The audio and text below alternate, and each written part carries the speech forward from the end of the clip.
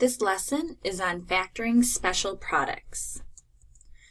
When we're working with factoring special products, we're going to be looking at a trinomial and determining if it's a perfect square. So what we need to do here is we need the first and last terms. We need to determine if they are perfect squares.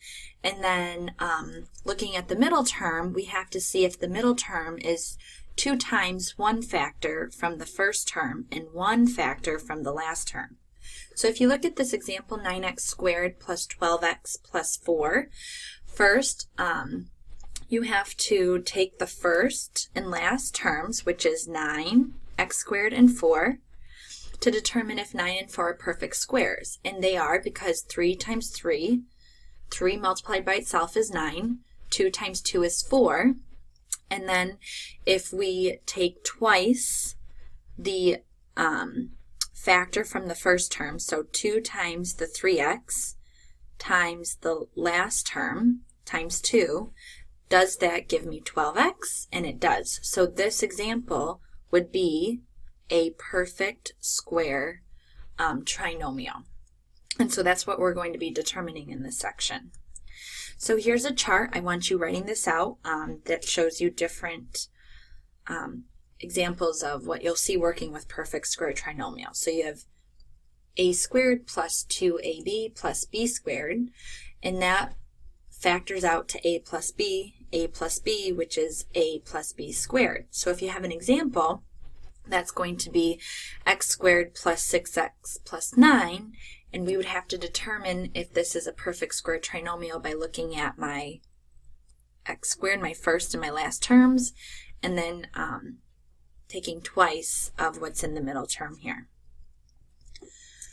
For the second part, we have now a squared minus 2ab plus b squared. So that's a minus b, which equals a minus b squared. So we have x squared minus 2x plus 1, which is x minus 1, which would give you x minus 1 squared. So determining again if this is a perfect square trinomial by looking at the first term and the last term, and then taking twice of the first term perfect square value times the last term square value to determine if that gives you the middle value.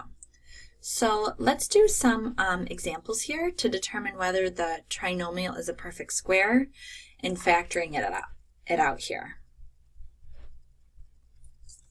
So we have here 9x squared minus 15x plus 64.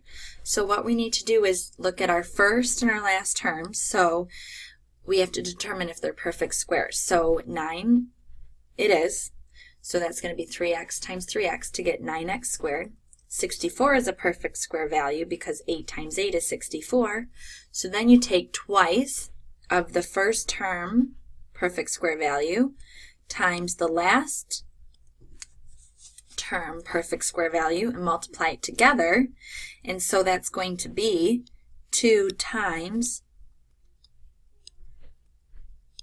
24x. So that does not equal that negative 15x. So this example here, A, this is not a perfect square trinomial because negative 15x does not equal that 2 times 3x times 8. It gives us 2 times 24x instead. Let's look at another example. We have x squared plus 4x plus 4. So we determine to see if x squared is perfect square trinomial, or perfect square values to get that, and it's x times x, or think of 1x times 1x, and 1 is a perfect square value. 4 is 2 times 2. So we pull that out, and then we take twice of the first term, which we said was x, times the last term 2, and so what we end up with is 2 times 2x. 2 times 2x does give me that middle value, 4x. So this example B here is a perfect square. The trinomial is a perfect square. You can factor it out. Now we're going to look at difference of two squares. This is another formula you can work with in this section. You have a squared minus b squared equals a plus b, a minus b. So an example of this is x squared minus 9, which is x plus 3, x minus 3. And perfect square and difference of two squares, these concepts were covered in the last chapter, so this should be a review for you. Something to recognize is a difference of two squares. The coefficient of variables are perfect squares.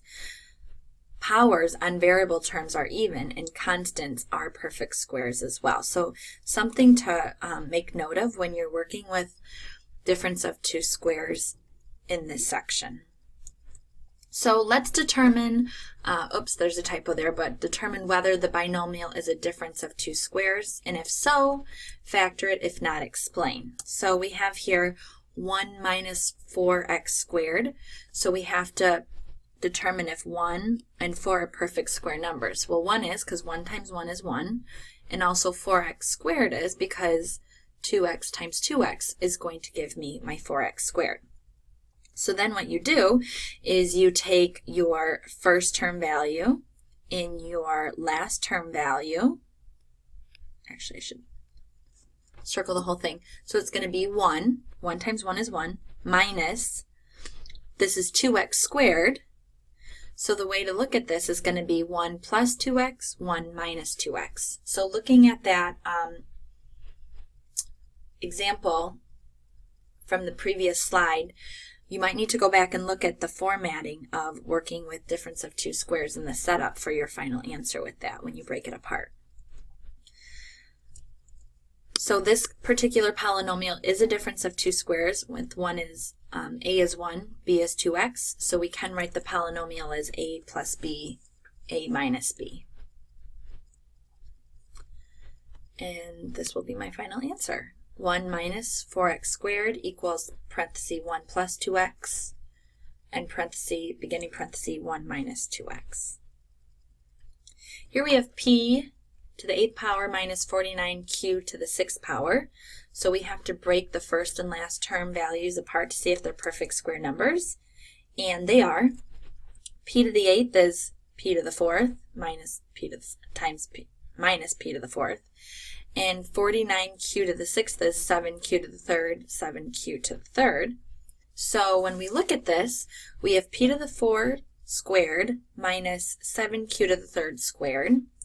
So we have p to the 4th plus 7q to the 3rd, p to the 4th minus 7q to the 3rd. And this is a situation where this is a difference of two squares, because if a is, when we break it apart, p to the 4th, b is 7q to the 3rd, we can write it in the form of a plus b, a minus b.